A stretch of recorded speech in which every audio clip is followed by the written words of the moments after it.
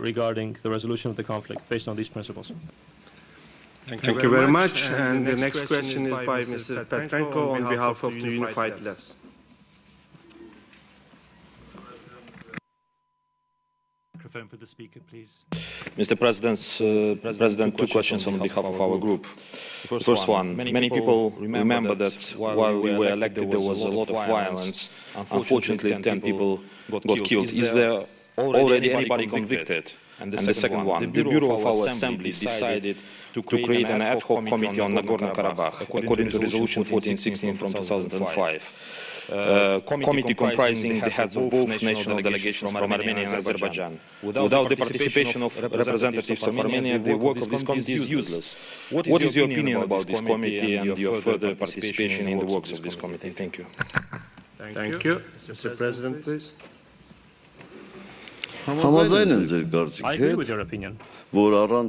Հայաստանի պատվիրակության մասնակցության այդ հանձնաժողովի աշխատանքը աննպատակ է եւ իրականության մեջ անհնարին։ Հենց սա պետք է կարծում եմ հաշվի առնել բյուրոն, երբ որ որոշում է կայացնում առանց Հայաստանի պատվիրակության կարծիքը հարցնելու հանձնաժողով ձևավորել կամ ինչպես ասում ենք վերակենդանացնել հանձնաժողովի աշխատանքը։ Մեզ համար ընդհանրապես հասկանալի չէ, թե ինչ ակնկալիք ունի վեհաժողովը այս հանձնաժողովից։ Մեզ համար ուղղակի հասկանալի չէ։ Մենք կարծում ենք, որ վեհաժողովը շատ մեծ դերակատարություն ունի մեր տարածաշրջանում խաղաղություն եւ կայունություն ապահովելու գործում։ Եվ այստեղ շատ կարևոր է սկսել քայլերից, որոնք գործին չեն վնասում։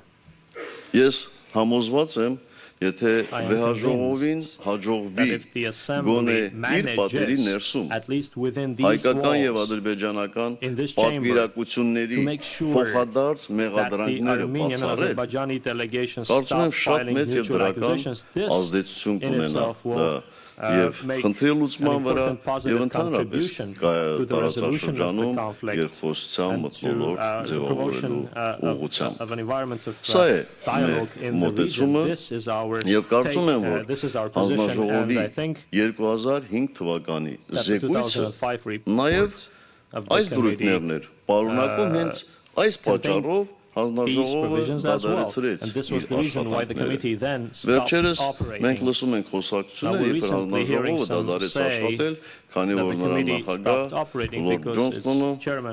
Լորդ Ջոնսոնը մահացել։ Ոչ, այդպես չէ։ Բոլորս էլ հիշողություն ունենք, բոլորս էլ կարողանում ենք կարդալ փաստաթղթեր եւ այդ փաստաթղթում հենց այդպես է գրված։ Դեք ենթահանձնաժողովը ինչ լուրջ հարց պետք է քննարկել Լեռնային Ղարաբաղի խնդրի լուծման հետ կապված։ Ենթահանձնաժողովը չունի որևէ հնարավորություն տիրապետելու բանակցային գործընթացի մանրամասների։ Ենթահանձնաժողովը պատմական որևէ հիշողություն չունի, նա չի տիրապետում institutional memory. It doesn't have any historical memory. It is not aware of the previous stages of the process, and it cannot render a useful decision. Insofar as we are aware, the Assembly has no mandate to resolve the Karabakh issue. The resolution of the Karabakh issue has been entrusted by the European organizations to the OSCE. Միսկի խմբի համանախագաների ՄԱԿ-ի անվտանգության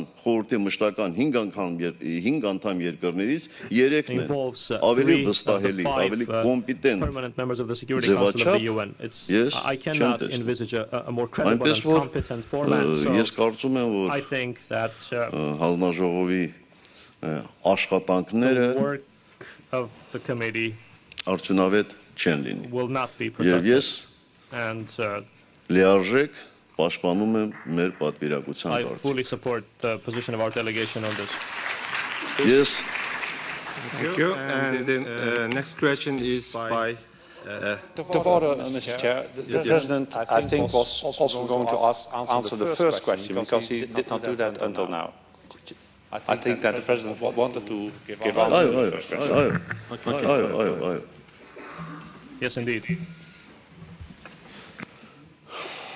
Ես ներողություն եմ խնդրում որովհետև եթե կարելի է ավելի հստակությամբ, հա, նորից լսեմ երկրորդ մասը կապված մարտի 1-ի հետ։ The question regarding the 1st of March. Petrenko, can you repeat your first question, please?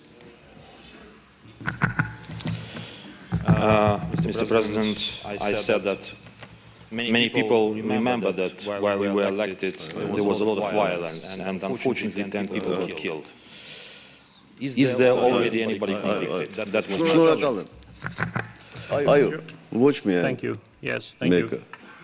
Դատապարտվել են Not just one, but բազմաթիվ մարդիկ, այդ թվում ոստիկանության 4 սպաներ։ Ես նախորդ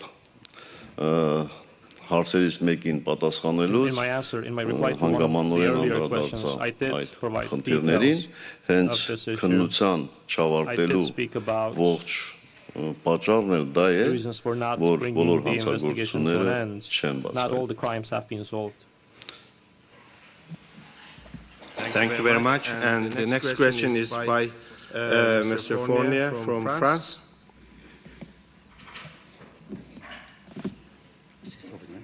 Mr. Fournier? No? And then the next question is by Mrs. Postanian from Armenia. Հարգելի պարոն Սարգսյան, չնայած նրան, որ նշեցիք, որ առաջընթաց կա Հայաստանի Հանրապետությունում, այնուամենայնիվ ես այն կարծիք եմ, որ Հայաստանի Հանրապետությունում ձևավորվել է ավտորիտար ռեժիմ, 1995 թվականից սկսած ընտրությունները կեղծվել են։ Ես կցանկանայի իմանալ, չեք ցանկանում դուք նախաձեռնել իրական բարեփոխումներ, միանալ Արդարադատության միջազգային դատարանի կանոնադրությանը, նախաձեռնել արտահերթ արդար ընտրություններ և հեռանալ, այնուամենայնիվ կարծում եմ ավտորիտար ռեժիմները միևնույն է տապալվելու են, ավելի լավ կլինի կամովի հեռանալ, և դա մեր ժողովուրդը տնկալի և ընդունի։ Ես չեմ կասկածում, որ դուք այլ կարծիք ունեք, որովհետև մշտապես տեղյակ եմ լինում ձեր կարծիքներին, որոնք դուք շատ հեշտությամբ և ազատությամբ հնչեցնում եք Հայաստանում, ինչպես խորհրդարանում, այնպես էլ շատ նորմալ է փողոցներում, այնպես էլ լրատվամիջոցներում և հարգում եմ ես ձեր կարծիքը, բայց իհարկե համամիտ չեմ ձեր կարծիքին։ Եվ գնահատական տվողները կարծում եմ պետք է նաև իրենք նաև կամք ունենան ուրիշի գնահատականները լսելու, այնպես ինչպես մենք լսում ենք մեր երկրի ընդդիմության, այնպես էլ մեր գործընկերների կարծիքները, բայց ինչպես դուք լսեցիք այսօր, ինչպես ես իմ հանդիպումների ընթացքում լսեցի գոնե Եվրոպայի խորհրդի բարձրաստիճան պաշտոնյաների կարծիքը, ձեր կարծիքի հետ բնավ չի համընկնում և ինչի համար իհարկե ես շատ ուրախ եմ։ Ես կարծում եմ, որ Հայաստանում իրոք ընթանում են կարևոր բարեփոխումներ, համապարփակ բարեփոխումներ, մենք բազմաթիվ անգամ կոչ ենք արել բոլորին մասնակցել այդ բարեփոխումներին, մասնակցել իրենց գործով, մասնակցել իրենց գնահատականներով, մասնակցել իրենց քննադատությամբ, բայց նաև իհարկե իրենց կոնկրետ և կառուցողական առաջարկություններով։ Ոչ, ես չեմ պատրաստվում արտահերթ ընտրություններ անցկացնել Հայաստանում, որովհետև ոչ դրա անհրաժեշտությունը կա և ոչ էլ մեր սահմանադրությունը հնարավորություն է տալիս այդպես հեշտությամբ անցկացնել արտահերթ խորհրդարանական ընտրություններ։ Ես կարծում եմ, որ շատ ավելի ճիշտ կլինի, որպեսզի նաև դուք, որովհետև դուք շատ ակտիվ քաղաքական գործիչ եք, մասնակցեք մեր քննարկումներին, ձեր ավանդը ունենաք մեր երկրում իրականացվող բարեփոխումներին։ Ես ձեզ կոչ եմ անում ակտիվորեն մասնակցել հերթական ընտրություններին։ Կարծում եմ հերթական ընտրությունների ժամանակ մենք եւս պետք է ականջալու լինենք մեր գործընկերների կարծիքին, որովհետև ինչպես լսեցիք, նաև նախկինում մենք միշտ պատրաստական ենք եղել մեր երկրում ընդունել միջազգային դիտորդների, որովհետև սա այն պարագան է, որ երրորդ կողմի կարծիքը շատ էական պետք է լինի։ Համաձայն եմ ձեզ հետ, որ մեր երկրում անվստահության մթնոլորտ է ձևավորված, հատկապես ընտրությունների նկատմամբ, ուստի նաև իմ ելույթում ես ասեցի, որ բավարար չէ արդար եւ օրինական ընտրությունների անցկացումը անհրաժեշտ է, որպեսզի հանրությունը որպես այդպիսին ընդունի այդ ընտրությունները։ Ես ձեզ կոչ եմ անում հանրությունում ձևավորել այդպիսի կարծիք։ Շնորհակալ։ Thank you very much, Mr. President. And the last question is by Ms. Kearney from Ireland. You spoke, President, to the promotion of tolerance and countering Armenophobia. Having researched a report on history teaching in conflict and post-conflict areas unanimously passed here in July 2009, I wonder what efforts are being made within history teaching in Armenia to support peace building and developing a more positive image of the other with the next generation coming through. Can you advise whether any collaboration with the Council of Europe and its very innovative work in this field in the past, the present, or perhaps the future might be deemed useful on an Armenian or a wider regional basis? Thank you very much. Mr. President, please. Այո, շատ օգտակար եմ համարում Եվրոպայի խորհրդի գործունեությունը եւ ես ասացի, որ մենք սովորում ենք։ Մենք սովորում ենք որպես իշխանություն, մենք սովորում ենք ողջ հասարակությամբ եւ մենք իրոք ցանկանում ենք, որպեսզի անհանդուրժողականությամբ չպատասխանենք։ Ես կարող եմ բերել կոնկրետ օրինակ։ Արդեն բարիների վեր ունենք Լեռնային Ղարաբաղի պրոբլեմը, Լեռնային Ղարաբաղի խնդիրը։ Եվ ես լինելով պաշտպանության նախարար եւ շուրջ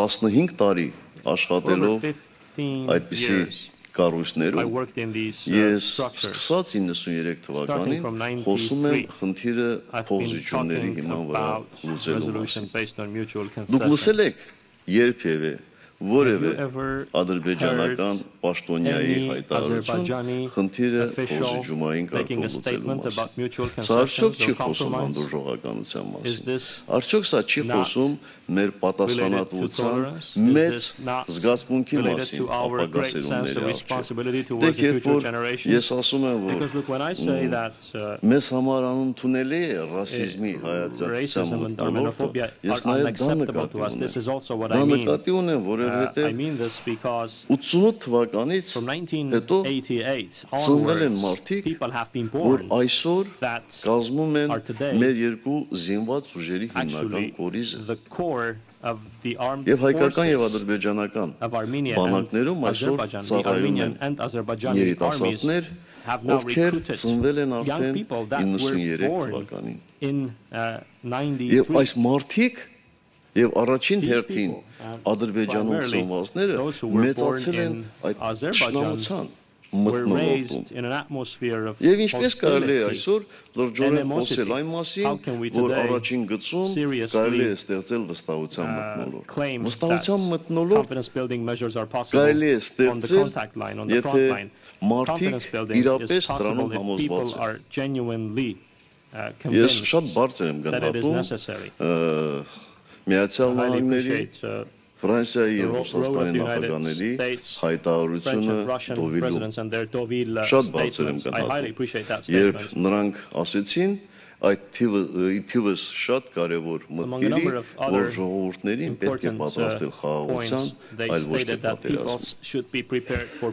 Ես համարում եմ, որ այստեղ մենք բավականաչափ առավելություն ունենք, որովհետև մենք այս 20 տարիների ընթացքում իրոք մեր ժողովրդին չենք պատրաստել պատերազմին։ Եվ իրոք համարում եմ, որ Ադրբեջանը առավելություն կստանա, եթե Աստված մի առասել ռազմական գործողություններ սկսվեն, որովհետև նրանք իրոք իրենց ժողովրդին պատրաստել են եւ պատրաստում են պատերազմի։ Բայց ես հույս ունեմ, ես լիահույս եմ, որ ռազմական գործողություններ չեն լինի, որովհետև դրանց վերսկսման պարագայում իհարկե այսօր շատ ավելի շատ մեծ կորուստներ ունենանք եւ մենք եւ Ադրբեջանը եւ շատ լավ կլներ որպեսզի այդ ռեսուրսները մենք ծախսեինք մեր երկրների զարգացման համար այլ ոչ թե ռազմական գործողություններով խնդիրներ լուծելու համար որովհետեւ Հայաստանը մանավանդ ու նաեւ Ադրբեջանը թեև Ադրբեջանը հարուստ երկիր է միևնույն է ռեսուրսների կարիք Thank you very much, Mr. President. Dear colleagues, we must now conclude the questions to Mr. Sarkisyan. Mr. President, on behalf of the whole Assembly, I would like to thank you for your address and for the answers you have given to the questions. Thank you very much.